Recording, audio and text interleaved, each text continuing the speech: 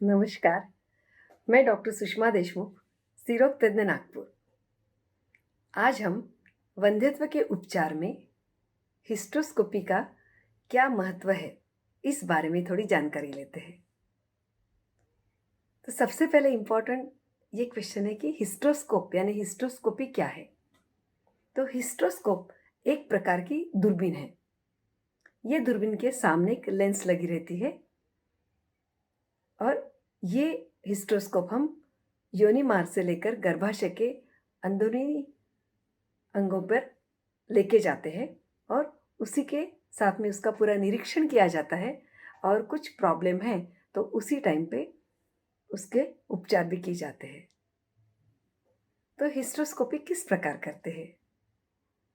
Generally हम patient को महीने के बाद बुलाते हैं, यानी पीरियड खत्म होने के बाद बुलाते हैं, जिसमें पूरा गर्भ की थैली पूरी साफ रहती है और ये दूरबीन अंदर में डालते हैं। हिस्ट्रोस्कोपी एक अच्छी खासियत है, इसको बगैर एनेस्थीसिया भी किया जा सकता है, यानी उसको हम ऑफिस हिस्ट्रोस्कोपी बोलते हैं। इसमें एनेस्थीसिया नहीं लगता है, यानी भूल नहीं लगती है। आश्चर्य हुआ ना? ये बहुत अच्छी बात है।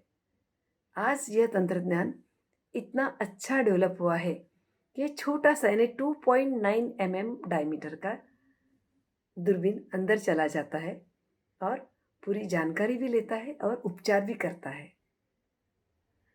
तो आज ये तंत्रज्ञान पूरे वर्ल्ड में अवेलेबल है और सभी पेशेंट को, सभी लोगों को इसकी जानकारी मिलना बहुत ज़रूरी है। तो कैसा करते ये?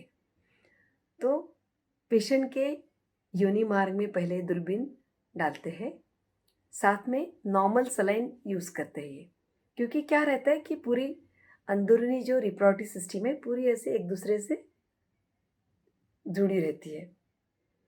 तो जैसे ही अंदर पानी जाता है तो ये खुलना चालू होता है और उसी टाइम पे दूरबीन डालकर पूरी अंदर की जांच हो जाती है। उसमें हम पूरी गर्भ की थैली की अंदर जैसा टिपिकल पियर शेप रहता है गर्भ की थैली, वो पूरी हम देख सकते हैं।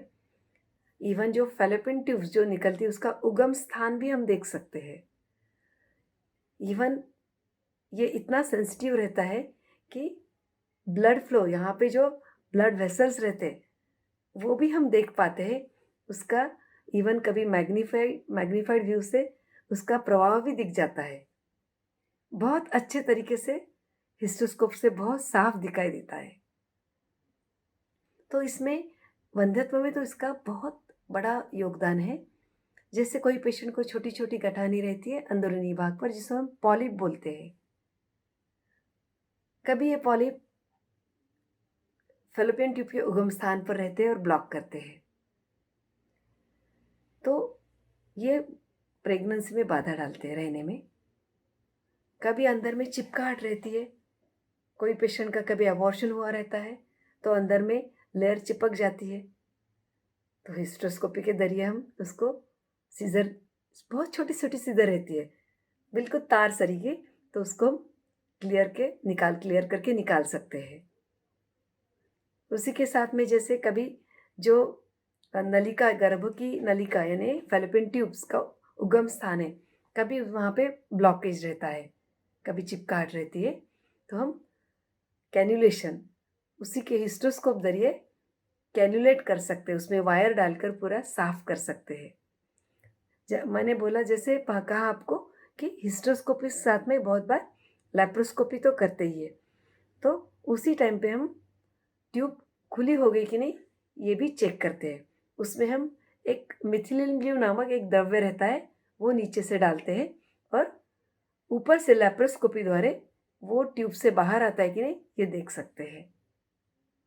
तो ये अंदर से और बाहर से पूरी तरह से अच्छे से जानकारी मिलती है, ये दोनों अगर साथ में किए तो। लेकिन कोई पेशेंट में सिर्फ हिस्ट्रोस्कोपी द्वारा ही काम चल सकता है। जैसे कोई पेशेंट में पर्दा रहता है, जो एक बर्थ डिफेक्ट रहता है, जन्मदोष रहता है, इसमें कभी कभार प्रेगनेंसी रहने में दिक्कत हो जाती है, लेकिन कभी प्रेगनेंसी रही तो एबॉर्शन होने के चांसेस रहते हैं। तो सिंपल ऑफिस हिस्ट्रोस्कोपी यानी हिस्ट्रोस्कोप अंदर में डालकर उसको सीजर से काट सकते हैं।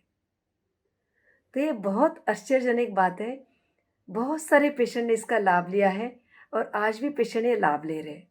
तो इसलिए हमारा हमेशा ये कहना रहता है कि जो भी प्रॉब्लम्स काफ़ी प्रॉब्लम सोनोग्राफी पे दिखाई देते हैं और सोनोग्राफी में देखने के बाद हम उसे पेशेंट को काउंसलिंग करके हिस्ट्रोस्कोपी जरिए उसका उपचार भी करते हैं। लेकिन कुछ प्रॉब्लम्स हिस्ट्रोस्कोप डालने के बाद ही हमें दिखाई देते हैं और उसी साथ में उसके उपचार भी किए जाते हैं। तो यह हिस्ट्रोस्कोपी हिस्ट्रोस्कोपी एक प्रकार के हमारे वंध्यत्व के पेशेंट में एक वरदान बन चुकी है। तो इसके बारे में और जानकारी हम आगे के वीडियोज़ में ले लेंगे। धन्यवाद।